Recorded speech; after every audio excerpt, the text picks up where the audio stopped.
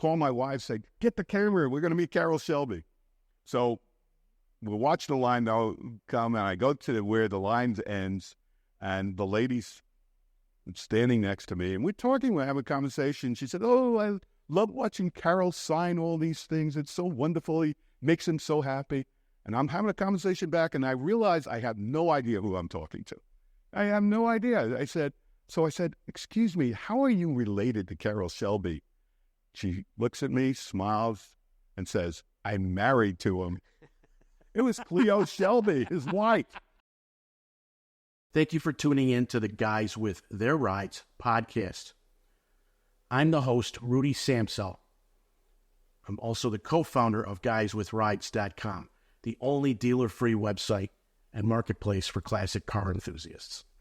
This podcast is part 2 of my interview with Howard Kroplick, the creator and purveyor of the Vanderbilt Cup Races car collection on Long Island. This second part focuses on the Fords in his collection, namely the 1962 Holman and Moody Falcon prototype, the 1966 Hertz Shelby GT350H in Wimbledon White, the 1963 Mustang 3 concept Fastback, a.k.a. Shorty, and the newest car in the collection, a 2006 Hertz Shelby. Following my interview with Howard, you can watch my walk-around and startup videos of the Falcon, the Mustang 3 Shorty, and Howard's first collector car, the 66 Shelby GT350H. And now, fellow car enthusiasts, enjoy the podcast. Welcome to the latest episode of the Guys with Their Rides podcast. I'm Rudy Samsel, the co-founder of GuysWithRides.com, the only dealer-free community and marketplace for classic and collector car enthusiasts like you and me. I believe there's a story under every hood, and my guest, Howard. Yep. Okay. You got it. Howard and graciously called me up, and from our other dear friend, Paul, I'm going to talk about some stunning and rare cars. And most of all is a feature car here, this 48 Tucker. And thank you for agreeing to have this podcast. Really, first I want to thank you for coming. On waterfront at Roslyn.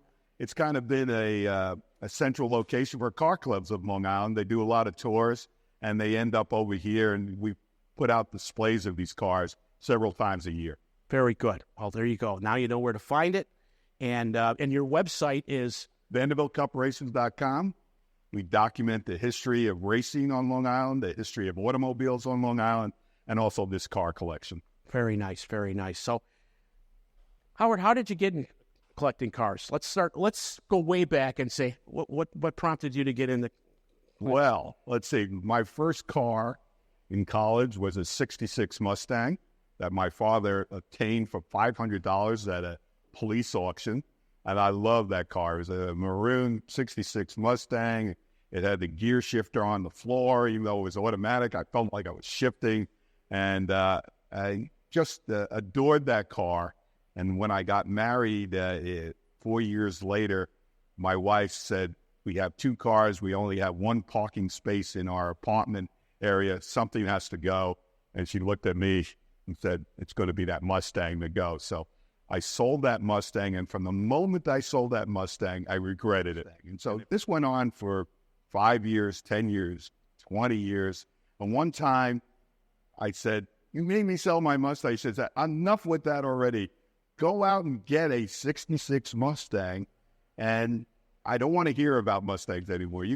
We have parking now for another car. So I went out and at a Christie's auction, there was a 66 Shelby Mustang available, and I said, I'm going to go try to buy that car. And I was at the auction, and once they pointed to me and said sold and pointed to me, a cloud lifted from my head. I was back in the Mustang business, and I started collecting cars too. I had so much fun with that Shelby Mustang, which we'll see a little bit later. You could drive it, you could race it, you could show it. And that got me into the car collection mode. So that was my first car. And how long ago was that, would you say? That was 2004. Okay. Very nice. You've been doing 20 years. And yeah, over 20 years. Normally, a 66 Shelby Hertz is a rare car, but compared to the prototype, but that's a stunning car in its own right, and somewhat rarer among the Hertz ones, if I'm not mistaken. Yeah. Go ahead. Well, like I said, this was after my wife convinced me that I needed to stop, accusing her of me losing my Mustang because of her. And so I said, buy a 66 Mustang. So I was watching the Today Show, and they were talking about a Christie's auction that was going to happen that year. And Katie Couric was saying there was Frank Sinatra's Lamborghini was going to be up for auction. And she said, well, I don't, the Lamborghini's nice, but what I really like is that white Shelby Mustang. And I heard that. I said, what? There's a white Shelby Mustang up for auction the next day. And they said, you know what? This could be my opportunity to get back a 66 Mustang. I have to admit, I didn't know much about Shelby Mustangs. I certainly didn't know about Hertz having the car, but I showed up at the auction, and I didn't even see the car. I saw it on the brochure, and I said, okay, that's the car I'm going to go for. Mm-hmm. And sure enough, and it was one of the first car auctions that I ever went to. I didn't know anything about reserves. I didn't know anything about how to bid anything. But luckily, I was watching the bidding going on for the other cars. They said, why would you ever bid early? Just wait till the end. Right. And so when this car came up, the bidding was going back and forth, and I'm holding besides bidding.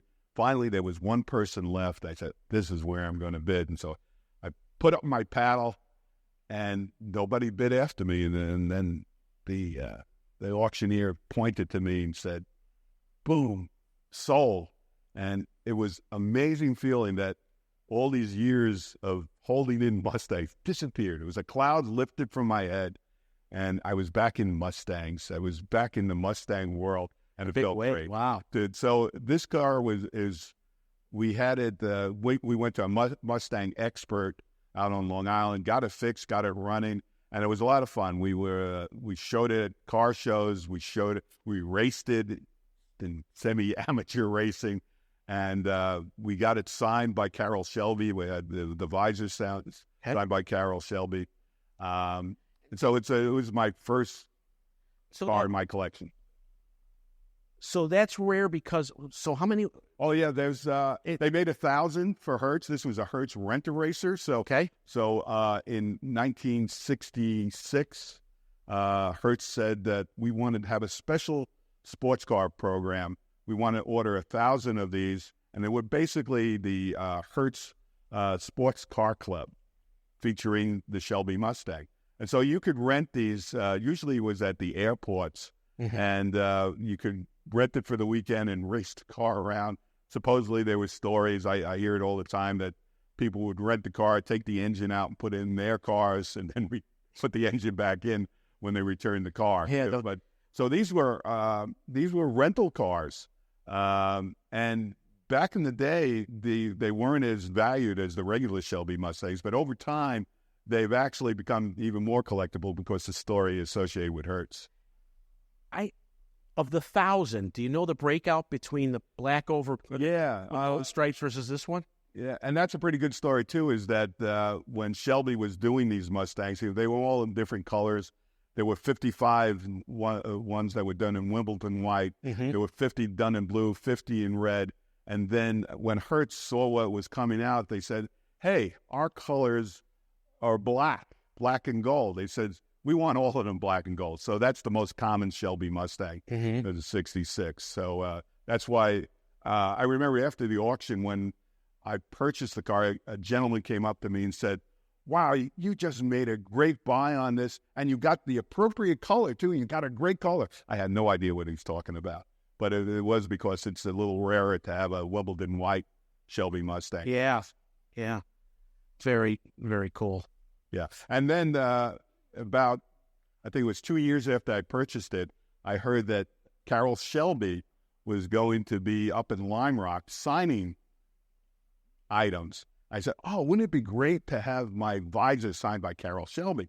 And so we go up to Lime Rock with my visor, and I find the tent where he's going to be. And I go up to the tent. Is Caroll Shelby going to be here at 1 o'clock? And they say, yeah, he's going to be here. I said, oh, great. I came all the way from Long Island to see him because I want him to sign my visor. And they said, well, do you have a ticket? I go, what do you mean? I said, well, he's only signing 70 things, and all the tickets have been given out already. Oh, gosh. And I'm not the type of person who says no for an answer. I figured there's got to be a way. So at 1 o'clock, I show up figuring, oh, maybe I could break into the line. People got wristbands. There's police. They said, that's not going to work. I said, there's got to be another way. So Caroll Shelby shows up with two of his staff, a lady in her 50s, I'd say, and a gentleman in his 30s. I said, those are the people I got to talk to. So they sit Caroll Shelby down. They're walking away from the tent, and I run after them. I said, excuse me, are you with Caroll Shelby? I know they were. And they say, yes, we are. The lady has a British accent. Yes, we are. And I said, well, I've come all the way from Long Island to give a check to Caroll Shelby for his foundation. Brilliant. And he goes, well, if you have a check for Caroll, I will make sure that he receives it. Please meet me after the signing, and I'll introduce you to Caroll. And they go, this is going to be wonderful. So I call my wife, say, get the camera. We're going to meet Caroll Shelby. So we'll watch the line now come, and I go to where the line ends, and the lady's standing next to me, and we're talking, we're having a conversation. She said, oh, I love watching Caroll sign all these things. It's so wonderful. He makes him so happy. And I'm having a conversation back, and I realize I have no idea who I'm talking to. I have no idea. I said, excuse me, how are you related to Caroll Shelby? She looks at me, smiles, and says, I'm married to him. It was Cleo Shelby, his wife. And so it was, she goes over and brings us to Caroll Shelby and says, oh, Caroll, I have Howard and Roz here. They have something for you. And I'm taking out the visor. I said, oh, the check. So I said, yes, we have a check for your foundation. Thank you for coming. By the way, I have a visor here if you could sign it. And he was very pleased to sign it. And we had a 15-minute conversation with Caroll Shelby that I'll never forget. Yeah. And then I got holiday cards for the next 5 years. Wow. Can I ask how much the check was for? Yeah, I think I wrote a check for $1,000. All right, well, you know. Best investment I ever made. Yeah. Good foundation he had, too. Yeah. The other end of the spectrum is this 2006 GTH. That I've had a lot of experience driving one of those. So how did you come about that car? Well, that was the 40th anniversary car of the 1966 Hertz. So Hertz came back and said, well, let's revive that program. So they made 500 of them at this time. And I think the way it was set up is that each car would get 10,000 miles of rental uses at various Hertzes. Then it would go back to the Ford dealerships to be sold. So that's what happened, is that this one was used in Connecticut. It had about 10,000 miles of rental, and then it came up for sale. And I said, oh, that'd be a nice, sister car to my 66 Mustang. And it did. We, at many Mustang shows, we would bring both cars. And because they look very similar, the 2006 Absolutely. Based on the 66 design with the same quarter panels in the back. And but when you open up the engines, they look night and day. So it shows what 40 years of technology, still engine design. That was a potent car. I had a lot of fun driving that around Tampa when I rented them. Yeah. I think I rented them twice. And that's other than the automatic. But the first time I drove one was we went to the Barrett-Jackson auction. And I think it was 2006. And I said, oh, it'd be fun to drive around the 2006 Shelby Mustang. And I liked how it drove, how it drove, and it was a lot of fun. Yeah, and you got a lot of looks on the street. A Mustang with a stripe always gets attention. Yeah, absolutely. Now, that car, did you have to do any refurbishment, or is it just a nice survivor car? That was the way it is. It never needed to be restored. Nice. two occasions I rented those. 2006. Yeah. So that the story behind that, I don't know if you rented one when they were there, but the replacement of engine. Well, there was a 2-page form. I'll never forget that. We had to go around the car at Tampa Airport. Did it on two occasions. Oh, when you were, and you had you had to go through everything. And same thing when you brought it back. It wasn't like the old days where you could take it and rent it, race it, and then bring it back, and they didn't care. As a former owner of a Falcon, I have to say, my heart and my favorite color is that blue like that. Yeah. I have to say, I'm intrigued by the Falcon that's tucked behind us here. Tell us about that car, because that is a one-off. That is, again, another one-off. And I think I have a reputation through my website of collecting historic one-off cars, which do appeal to me to say. One of my criteria for selecting cars is it has to have a wow factor. That when you show up on the field, their first reaction is wow. So that's a car. That's a Holman Moody, a 1962 Holman Moody Challenger 3. It's a one-off race car using the Falcon as the base of it.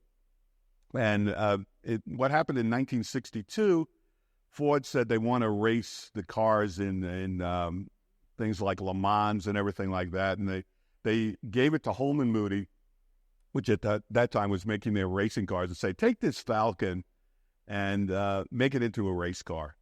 And so they modified it. They put a powerful engine in it. They cut several inches off the car, make it much more sleek. And you barely can tell that it's a Falcon except for the front of it. It has that traditional the fenders of a Falcon. Yeah. And they made it into a race car. And I actually have 15 seconds of it racing in Nassau Speedways in the 1962 Bahamas Speedway races too. So, and it won a couple of heats. It was pretty powerful, but this was going to be, again, a prototype for about 150 cars similar to this that they were going to make. What happened was, interesting enough, they stopped the production of it because the Shelby Mustang came around. Okay. Basically, this was the Shelby Mustang before the Shelby Mustang with the Challenger 3. Wow. But Holman Moody, I found out about this car, again, through my website. Someone wrote me and said, I know that you like historic cars. There's a car down in Alabama that's in 50 pieces that they've been trying to put together for like 10 years. Talk to Lee Holman about it and see if it's available. And I did speak to Lee Holman, and he said it's a wonderful car. And I sent one of my people down to Alabama to look at the 50 pieces, and it said, yeah, it's all there. We could put it together and make it running. And wow, we had this. We did the restoration took about, let's say, less than a year too. So we got it up and running, and it's again a wonderful car. We had it up in Lime Rock this Labor Day. It was a big hit as well. Matter of fact, the people from Holman and Moody, which still exists today, this was the first time they saw it in action and running. So it was a lot of fun. And what engine was in it? It's a 289 engine, but without the muffler, it's an unbelievable sound.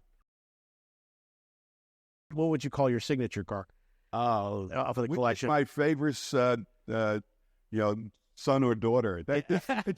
You're asking. Each one of them is a joy to own, and it depends on what I'm showing that day almost. So last Saturday we were showing the Mustang 3 out there, so that was my favorite car of the day there. But they're all have stories and all a lot of fun to own. So let's get into that one then. That's the you call it Shorty, or is that in the Mustang or I call it Mustang 3 concept show car. Okay, and that is one of 15 original pre-production Mustangs ever made.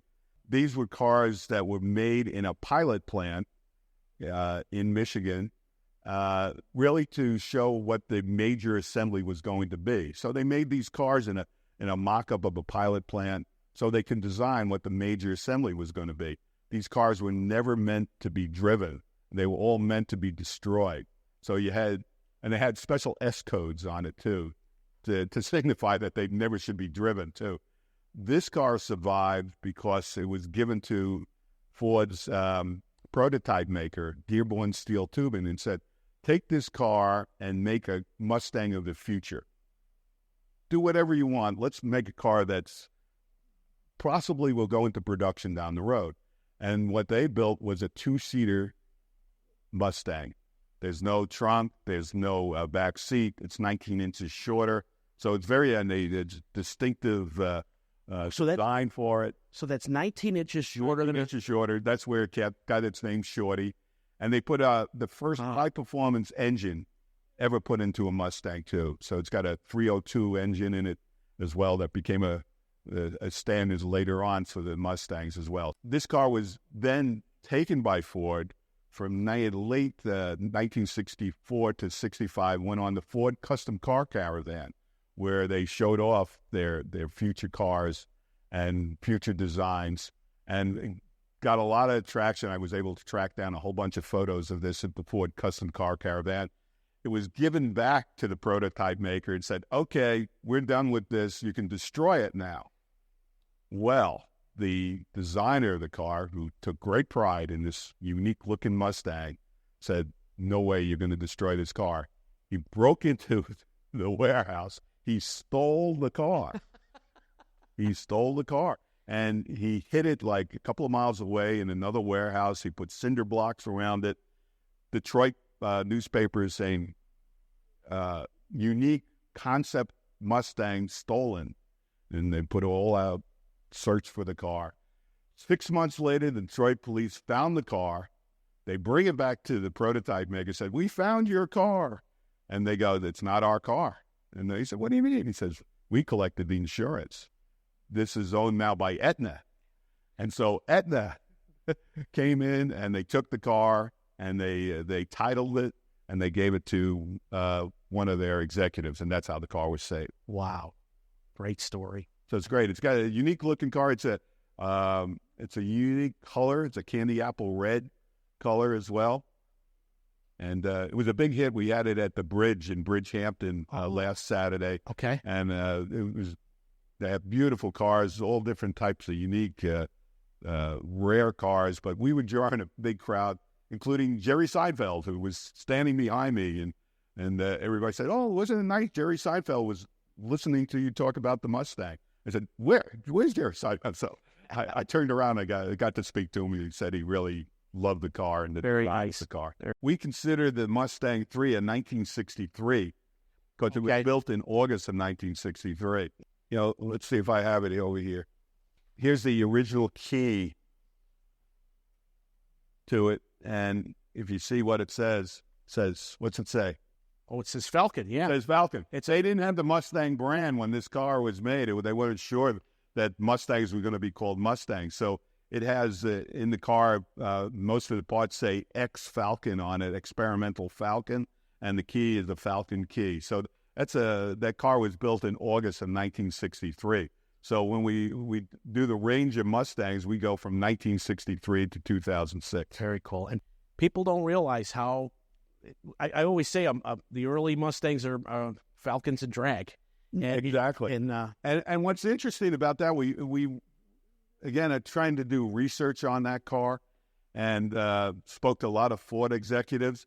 And there isn't a lot of documentation on the early Mustangs, mainly because they never thought that the brand would survive. Wow. So they said, we'll try this out for a year or two. So they had no idea that they really had historic cars. The early Mustangs, the pre-production Mustangs, were going to be historic cars because they really didn't think that, like other brands, it wasn't going to survive. And here it is today. The Mustang's still alive and well. Yeah. So, Howard, thank you for showing us, sharing your stunning collection of vintage Fords, the Shelbys, the Mustang 3, and I have to say my favorite, the Holman Moody Falcon. So thank you again. Appreciate it. And check out the Vanderbilt Cup Races website. I'll share a link in the description. And if you haven't, check out my website, guyswithrides.com, the only dealer-free marketplace and community for classic car enthusiasts. If you're in the tri-state area and want to have a great collection, or even whether it's one car or a collection and have an interesting story, I'd love to hear about it. and I can come to your site and interview you. So for an upcoming episode of the Guys with Their Rides podcast. So thank you for watching. Get out there and drive. Stay safe, and we'll see you soon.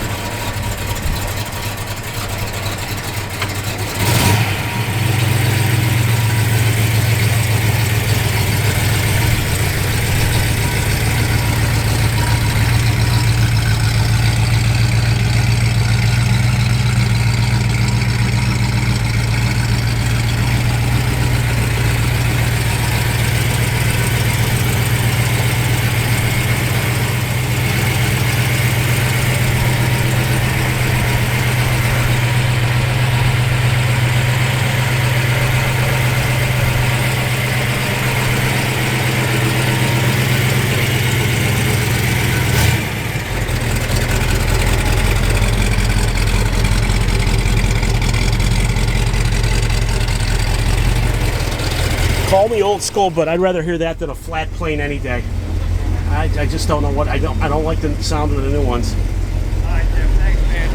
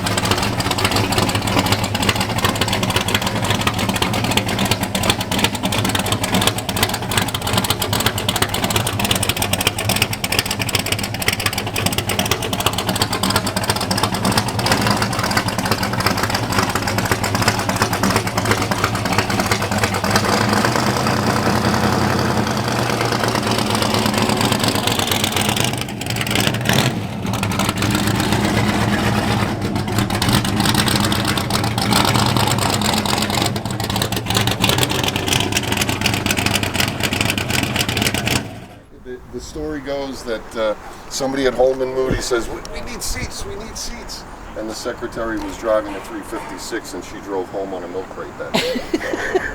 So it's a Hypo 289, with Holman Moody ground cams and all the Holman Moody goodies and everything else.